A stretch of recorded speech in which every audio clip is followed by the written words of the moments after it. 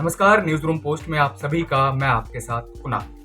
देश में इन दिनों छत्रपति शिवाजी महाराज और क्रूर शासक औरंगजेब का मामला काफी गरमाया हुआ है।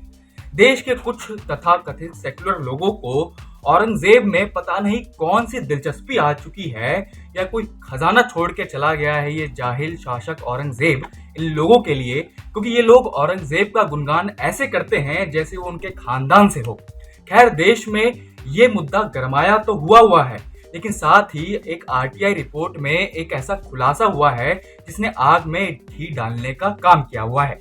दरअसल इस आरटीआई रिपोर्ट में ये खुलासा हुआ है कि औरंगजेब जैसे जाहिल और क्रूर शासक के कब्र के लिए सरकार कितना खर्च करती है और हमारे छत्रपति शिवाजी महाराज के मंदिर के लिए कितना खर्च होता है। और आप लोग ये सच्चाई जानकर जरूर हैरान और परेशान हो जाएंगे। तो चलिए आपको बताते हैं।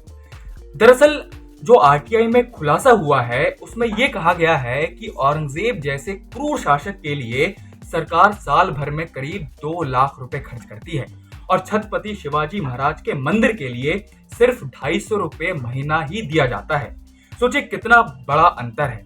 आरटीआई के खुलासे के बाद से तमाम हिंदू संगठन ये सवाल उठा रहे हैं कि औरंगजेब जैसे के लिए लाखों रुपए और छत्रपति शिवाजी महाराज के लिए इतने कम रुपए देकर ऐसा भेदभाव क्यों किया जा रहा है।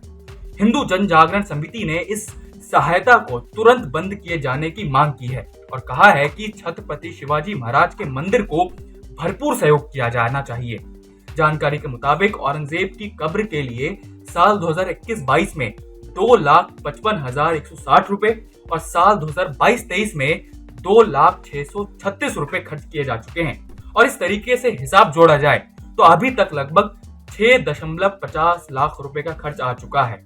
वहीं महाराष्ट्र और देश के गौरवशाली इतिहास का प्रतीक छत्रपति शिवाजी के मंदिर के लिए सिर्फ 250 रुपए महीने दिए जाते हैं। तो सोचने वाली बात है, भारत के इतिहास का काला धब्बा औरंगजेब और भारत के इतिहास के महान पुरुष छत्रपति शिवाजी महाराज में इतना भेदभाव किया जा रहा है। एक तरफ लाखों रुपए दिया जा रहा है तो दूसरी ओर सिर्फ 250 रुपए।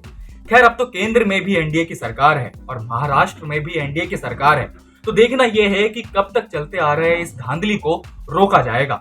और आप सभी की इस मुद्दे पर क्या राय है हमें भी कमेंट कर जरूर बताएं और देखते रहिए न्यूज रूम।